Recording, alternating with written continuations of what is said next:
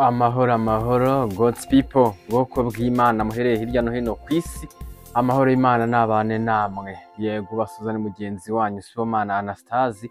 N'ubundi kuri Radio twiga byinshi bitandukanye turebera hamwe icyo twakagombye gukora mu gihe tukiri ku isi, ku minota dufite, ku masegonda dufite kuri isi, tube dukoze basi icyo tugomba kubahiriza. Rero icyo tugomba gukora no kubahiriza nk'ubwoko bw'Imana ni iby'Imana ishaka. Iby'Imana ishaka n'ubundi turabisanga, turabibona tubikuye mu mvugo yayo, mu byo yavuze tugomba kubahiriza n'ibyo tugomba kureka. Turabisanga mu ijambo ryayo n'ubundi ryagaragajwe mu gitabo cya Bibiliya, ariho nyirizina turimo kureba ibigiye bitandukanye. Turimo kureba intego y'umukuru w'ubuzima bw'ikiremwa muntu kuri uyu mubumbe w'isi, ariho twabonye no kwiga ijambo ry'Imana biri mu ntego nyamukuru y'ubuzima bw'ikiremwa muntu kuri uyu mubumbe w'isi. Uyu munsi turasubiza iki kibazo kigira kiti: mbese urashaka kubahiriza no kumvira amategeko? Wabikora utazi amategeko ngo uyamenye? Yego, iki kibazo nicyo turimo gusubiza. Mbese urashaka kubahiriza no kumvira amategeko? Wabikora utarize amategeko ngo uyamenye? Ngo iki kibazo ko kimeze, dufashe dusubize. Mbese urashaka kubahiriza no kumvira amategeko? Wabikora utarize amategeko ngo uyamenye? Ntibyakunda, ntabwo wayubahiriza, nta nubwo wayashyira mu bikorwa utarayize. Icyo ngicyo cyo kirumvikana nk'ubwoko bw'Imana. Ahubwo dufashe unyuze muri komenti uduhe inyunganizi. Ese Bibiliya bivugaho iki? Cyane ufite ikibazo runaka wabaza mu bigiye bitandukanye byose mu bigendanye n'icyo tugomba gukora nk'ubwoko bw'Imana, wakibaza nta kibazo. Ariko nyura muri komenti duhe inyunganizi kuri kino kibazo turimo twibaza.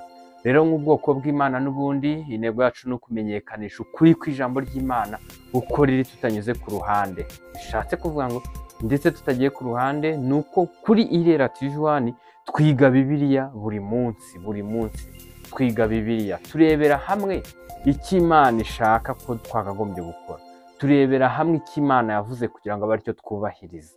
Yego, rero nk'ubwoko bw'Imana buri gihe, buri hantu, kuri buri gikorwa duhoza umutima ku by'iwacu mu ijuru.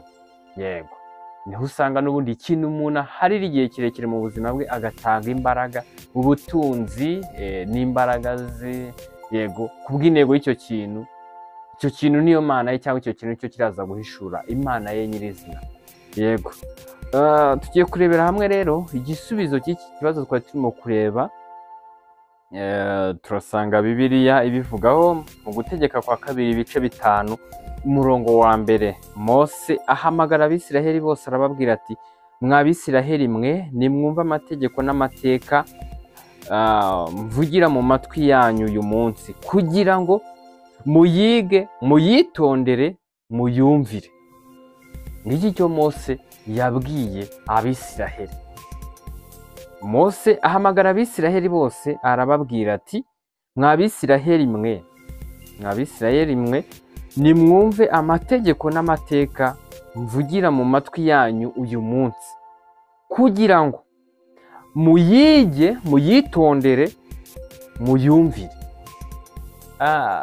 Ngira ngo hano bari barimo bamenyeshwa. Bibiliya itwereka ko nabo mu isezerano rya kera, mu gihe cy'amategeko ya Mose, mu gihe cy'amategeko Imana yahaye Mose n'Abisiraheli.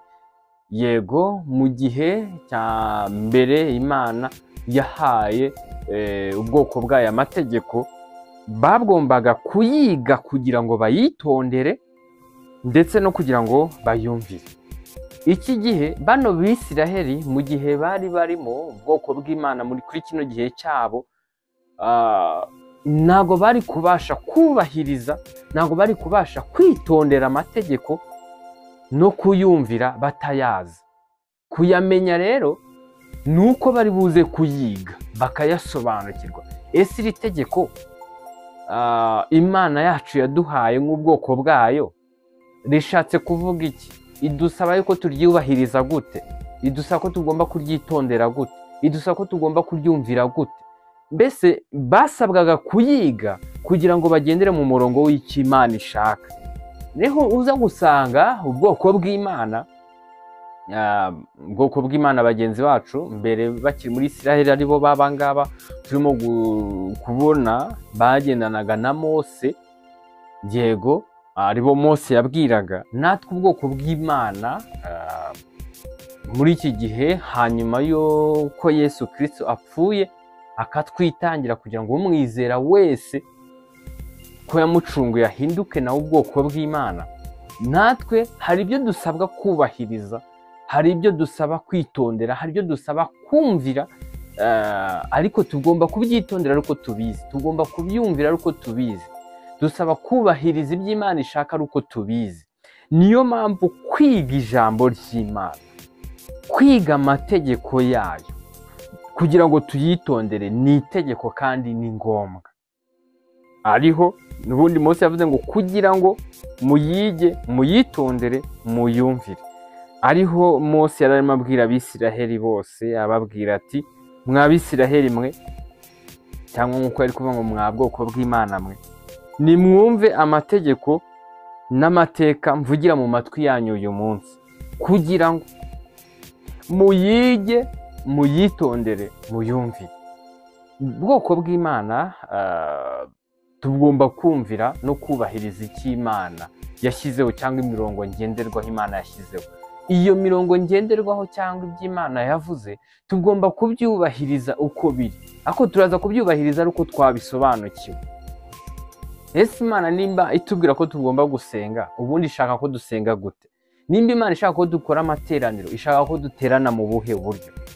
Nimba Imana ishaka yuko dufasha, dukwiriye gufasha mu buhe buryo? Nimba Imana ishaka ko kutumenyesha cyangwa ishaka ko tubana n'abandi, ese ishaka ko tubana n'abandi mu buhe buryo? Ese Imana nimba ishaka yuko twigisha, ishaka ko twigisha mu buhe buryo? Ese Imana nimba ishaka ko turya, ishaka ko turya mu buhe buryo? Nimba ishaka ko tunywa, ishaka ko tunywa mu buhe? Buri kimwe cyose birakwiye yuko twiga tugasobanukirwa uburyo ki Imana igishakamo, uburyo Imana ishaka ko dukwiye kwitwaramo. Niyo mpamvu kwiga Bibiliya, kwiga ijambo ry'Imana, kwiga imvugo y'Imana tubikora buri munsi kuri Irera TV1 kugira ngo tumenye icyo tugomba gukora no kubahiriza nk'ubwoko bw'Imana, nka God's people, yego nka people of God.